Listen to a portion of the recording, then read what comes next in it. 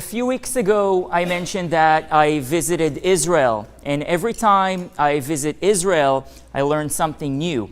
Israel is the only land in the Middle East with no access to oil, no access to natural resources, and no access to regional markets. It's basically shut out from its region.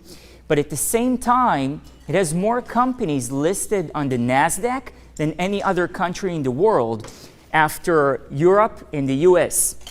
And in the past few years, it has drawn more venture investors than any other country in the world. To be precise, 2.5 times more than the US, 30 times more than Europe, and 80 times more than China. How is that possible? How come some companies are becoming so successful so quick while other companies are stuck behind or even fail? And just recently, Intel purchased a company in Israel called Mobileye for $15 billion. So the secret many Israeli companies are using is called the lean startup strategy.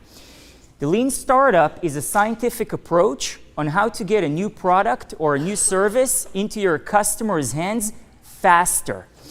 So the problem is that many companies, when they come up with a new idea for their business, they spend months, sometimes years, in perfecting the product before they share it with their existing customers. And by the time they share it, they show no interest and it fails. So lean is not about failing fast or spending less money.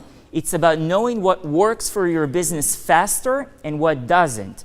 So with the lean startup approach, by the time you're ready to reveal your new idea to your customers, it already has a customer base and you already solve a real problem. So what does all this mean to us, and how can we practically execute this in our businesses? The first step is to find one real problem in your individual industries and create a minimum viable product, also known as MVP, to see how your existing customers interact with it.